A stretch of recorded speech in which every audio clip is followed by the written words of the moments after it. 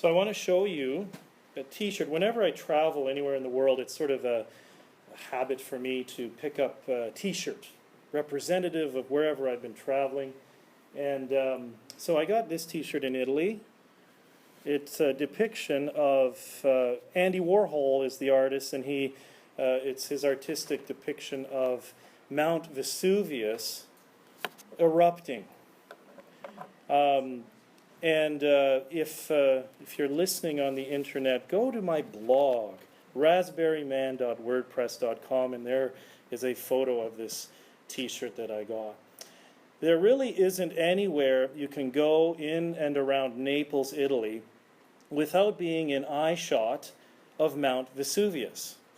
Whether you're boating off the Mediterranean coast, around the islands of Ischia and Procida, landing or taking off from the international airport there, or driving on one of the many autostradas intertwining a metropolis of nearly 4 million people, the unique double mound character of this famous mountain is never out of sight from any direction, really. Of course, it is still considered one of the most, if not the most, active volcano in Europe. Since the catastrophic violent eruption that leveled Pompeii in the 1st century, it has erupted about 36 times, significantly once in the 17th century and most recently in 1944. Geologists and volcano experts today expect another eruption from Vesuvius and believe they will have about a 4-week warning period before the first signs lead to the big eruption. So, you can imagine the horror we felt last month when we saw smoke pouring from the peak of Mount Vesuvius. Just a couple days after climbing the famed mount and learning all this history, we were driving into Naples from the north. After holding a sudden collective breath, we exclaimed together, "It's going to blow!" Some of us with phones quickly called our friends. Of course, I kept driving, but in Naples it seemed everyone smoked, talked on the phone, and held their child in their lap while driving at 130 kilometers an hour. You'll be happy to know I kept both my hands on the wheel while my passengers did some quick research to find out that in truth, a grass fire on the south side of Mount Vesuvius was sending smoke over the top, which made it look really, from our point of view, like the warning signs of an imminent eruption. Indeed, we are terrified of fire when it is out of our control. I'm not talking here about the pristine and contained burn of a campfire, at the end of a day of leisure play on a lake or in the backyard. People who have seen and witnessed the raging inferno of a forest fire earlier this year in Fort McMurray, for example, can speak of the palpable terror of a consuming fire. In the text from Hebrews for today, chapter 12, verses 18 to 29, the writer describes God as a consuming fire. The writer describes the religious awe from Exodus in the Old Testament as a terrifying experience. Indeed, so terrifying was the sight in verse 21 that Moses said, "I tremble with fear." What does fire mean in the context of faith? When we experience and confront the hell fire in our lives, describe it however you will, reflecting on the greatest challenges in your life now, what does the consuming fire mean? I saw the recent DC Comics film Suicide Squad. Has anyone seen that? Not your kind of film. Okay, I get it. Anyway, our superheroes each have a special gift they use for the cause of good. One of them has the gift of fire. El Diablo is his name, and he describes his ability as the gift of the devil. Indeed, we make a direct association through culture between fire and sin, between fire and evil. In Dante's epic 14th century poem Inferno, there are references to fire, to be sure, but considering all the degrees of hell described therein, fire is not the singularly predominant symbol of hell. In the last century, Scots preacher George MacDonald, in one of his sermons, poses a more nuanced reflection on the purpose of fire. He writes, "Can it be any comfort to us to be told that God loves us so that God will burn us clean?" How many of us want to be tortured? MacDonald goes on, "We do not want to be clean, and we cannot bear to be tortured." So the natural human tendency kicks in. Better the devil we know than the devil we do not know. And we take the easy road. We remain stuck in our unhealthy lifestyles and viewpoints that are far from the honest truth of it all. Part of the problem, I believe, is that for many of us, fire means punishment.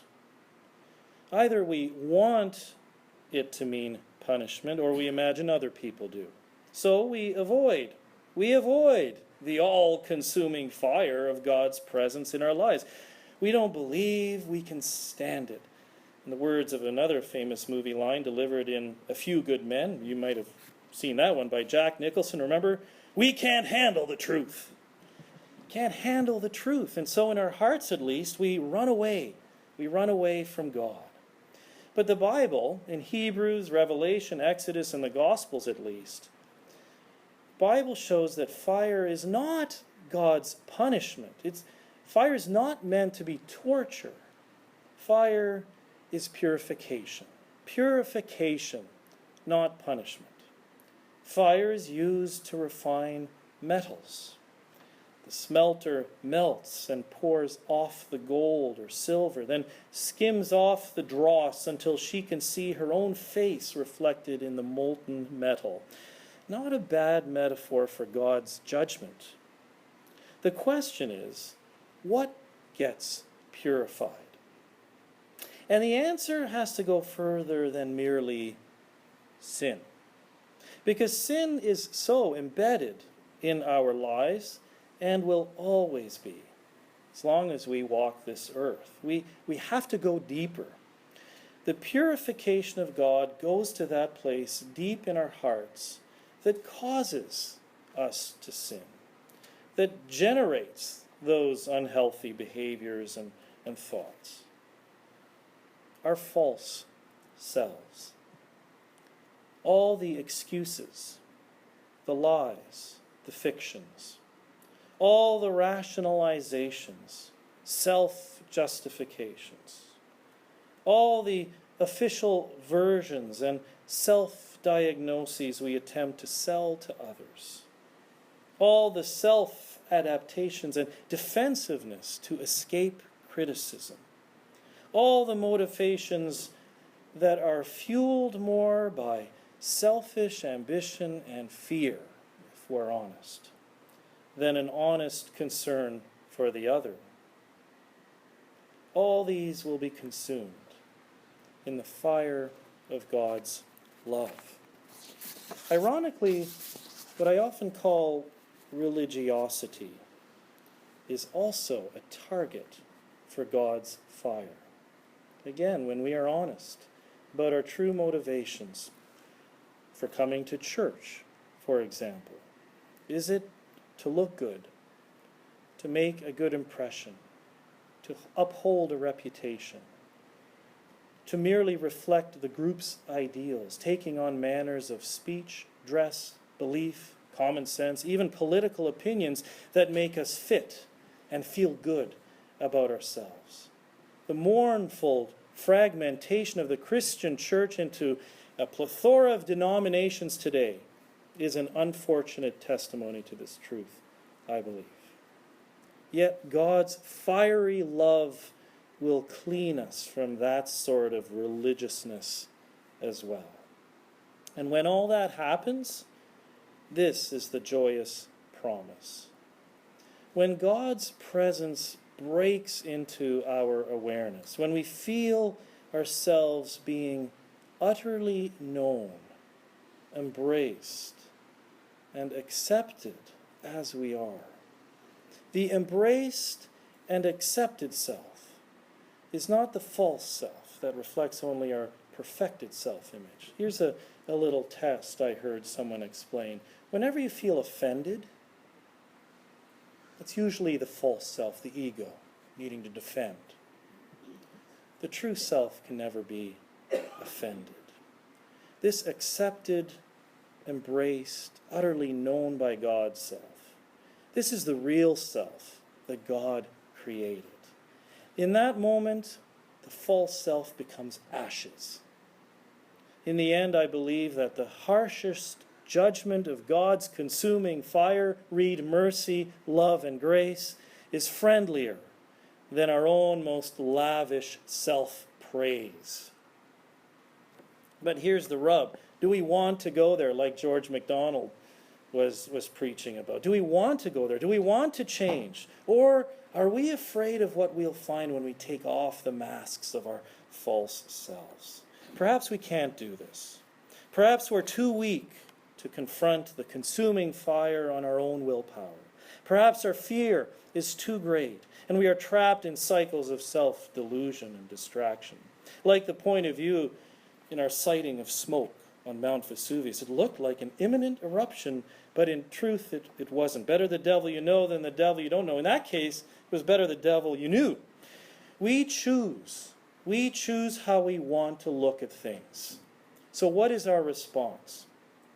I'm going to bring in another parable of Jesus. It's kind of discordant here, but I think some of you know the parable of the wedding banquet, Matthew 22, 2-14, where you might recall the king threw out a guest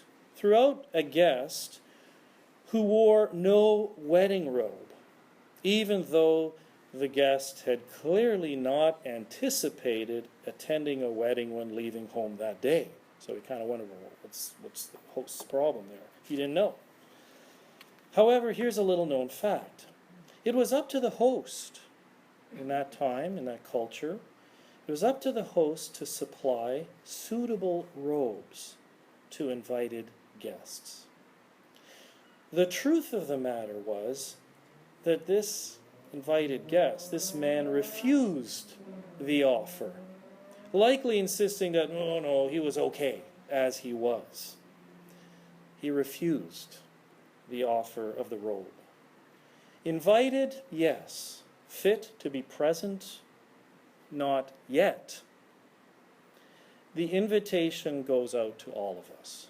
The invitation to the marriage feast is given to us. The joy and the freedom is promised. Perhaps the consuming fire of God is an unavoidable mercy. And the only thing we can count on is that this mercy will be offered to us over and over again throughout our lives, regardless of how we respond to the events, people, and circumstances of our lives. And so all we can do is just take the next step on the pilgrimage with our God, the all-consuming fire. And for that ability alone, then, let us be thankful to God.